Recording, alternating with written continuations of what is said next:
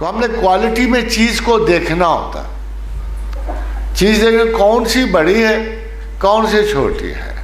تو اللہ تعالیٰ نے اس کی تخصیص بھی قرآن میں کر دی. 99 اسماء ہوں گے، 100 اسماء ہوں گے اللہ کے، 4,500 اسماء بھی قرآن میں تراکیب کے ساتھ درج ہیں.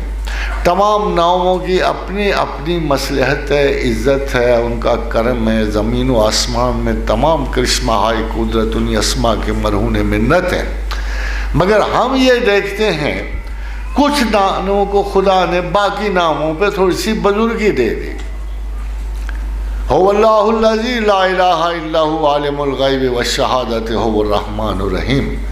هو اللہ الذی لا الہ الا هو الملک القدوس السلام المؤمن المہیمن العزیز الجبار المتکبر سبحان اللہ عما یشرکون. هو اللہ الخالق البارئ المصور له الاسماء الحسنى یسبح له ما فی السماوات والارض. یہ سب اللہ کے اچھے نام ہیں، زمین و آسمان میں سب انہی ناموں کی تسبیح کرتے ہیں. وہو العزیز الحکیم. تو خادم حضرات آپ نے دیکھا کچھ اسماء کو زیادہ معزز کر دیا، کچھ کو مینشن کر دیا. یہ 21 اسماء کو بڑی برکت دی. خصوص فتح الغائب میں سیدنا شیخ عبد القادر جیلانی نے لکھا کہ اگر کسی شخص کو قربت خداوند منظور ہو تو سورہ حشر کی آخری آیات کی تلاوت کرو. سیدنا حضرت ابو درداء کی حدیث کے مطابق جس نے 3 دفعہ اعوذ باللہ السمیع العلیم من الشیطان الرجیم پڑھ کر 1 دفعہ سورہ حشر کی آخری آیات تلاوت فرمائیں تو 70,000 ملائکہ اس کی حفاظت کے لیے متمکن کیے جاتے ہیں صبح سے شام تک. خادم حضرات اسی طرح اگر کوئی شخص یہ چاہے، یہ دیکھنا چاہے کہ سب سے بڑا اسم وہ کون سا ہے جو زمین و آسمان پہ حاوی ہے تخلیقات کی نسبت سے، بندگان خدا کی نسبت سے، تو پروردگار عالم نے فرمایا کہ میں نے تخلیقات کو پیدا کرنے سے پہلے اپنے اوپر رحمت لازم کر لی. یعنی تمام اسماء کی کارکردگی وہی رہے گی جو ہے، مگر میری رحمت ان تمام چیزوں پہ غالب آ جائے گی. پھر جب رحمت کو خدا تو نہیں بتا سکتا تھا میں کتنا رحمان و رحیم ہوں، بندہ ہوتا تب نہ، کسی پہ ڈیمانسٹریشن ہوتی تو تب نہ، کسی بندے پہ نزول رحمت مکمل ہوتا تو تب نہ. تو پھر اللہ نے ایک دوسرا آفس تخلیق کیا، وَمَا أَرْسَلْنَاكَ إِلَّا رَحْمَةً لِلْعَالَمِينَ. یعنی اللہ کے رسول کی شکل میں اللہ نے آپ کو یہ بتایا کہ میں کتنا رحم کرنے والا ہوں.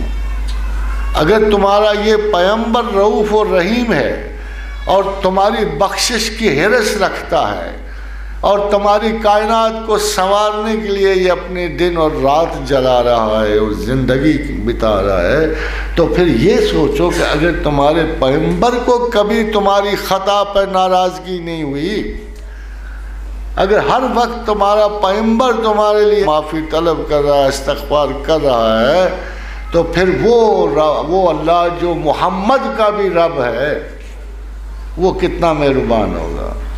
اور آپ کا گناہ کتنا ہوگا؟ چھٹان کا ہوگا؟ کیا ہوگا؟ کتنے بڑے گناہ کر لوگ، جب سے پیدا ہوئے ہو جب تک مرو گے کتنے بڑے فاسق ہو سکتے ہو، کتنے بڑے فاجر ہو سکتے ہو، کتنے بڑے ظالم ہو سکتے ہو. ایک شرط ہی ہے نا، ایک شرط ہے، اور شرط وہی ہے جو اللہ نے کہا لا تقنطوا من رحمت اللہ، کہ کسی بھی گناہ کے سرزد ہونے کے بعد ایک رجت چاہیے.